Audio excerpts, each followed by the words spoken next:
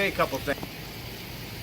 Jared Gibbons, former state representative, Western Pennsylvania, is on the AT&T Newsmakers line. He is in Harrisburg. One thing that we're going to talk about right now, before we get to some election news, I want to talk about First Energy and why I'm a big believer in nuclear power, as he is. And you know, we've had many conversations with other people in politics, like Congressman Keith Rothfus. He too a big believer in First Energy because of our country's energy grid, which right now is under threat. Explain to the audience, Jarrett, why nuclear power is good power.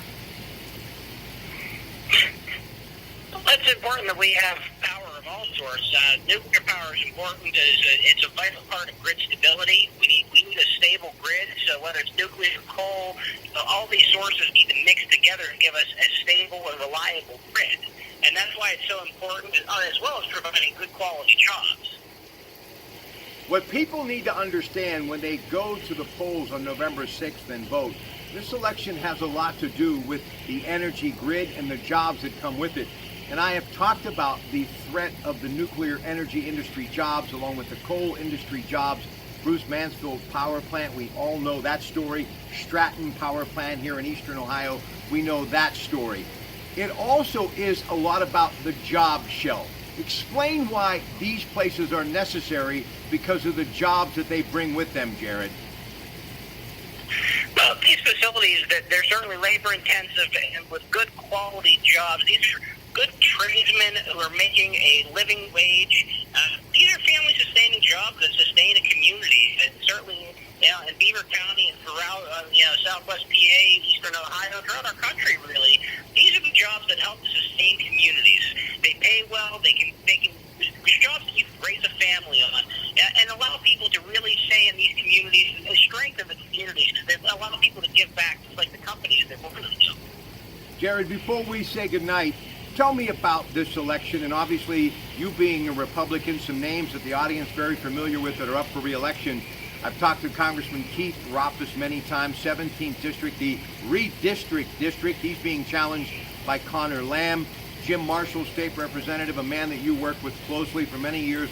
Lou Barletti, who's going up against Senator Bob Casey.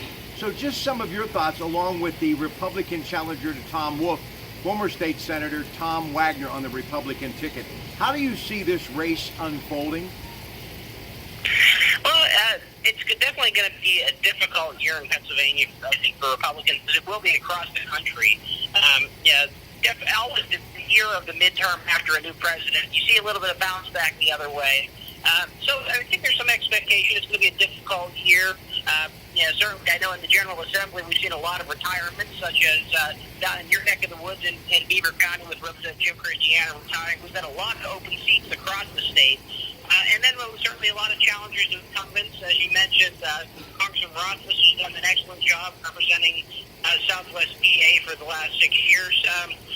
But he's facing another incumbent in Connor Lamb. So now one of the few incumbent battles. It's going to be difficult, in a trending Southwest PA district for him to hold on to that. As with Governor Wolf and Senator Casey, both facing tough challenges. But again, I think that their challengers are former Senator Scott Wagner and Congressman Lou Barletti are facing an uphill wave coming against them. So it's going to be a difficult year. Even though President Trump won Pennsylvania as a Republican, there's going to be battles across the state, and we can see some significant changes in both Harrisburg and D.C. next year. A lot of new faces going to be coming to town. Jared, give my best to your family, and we'll talk to you when you're back in this part of the wonderful place that we call the Tri-State, okay? I'll be looking forward to it. We'll be back. Sports next. Casa, Emanuel. Good evening, everybody.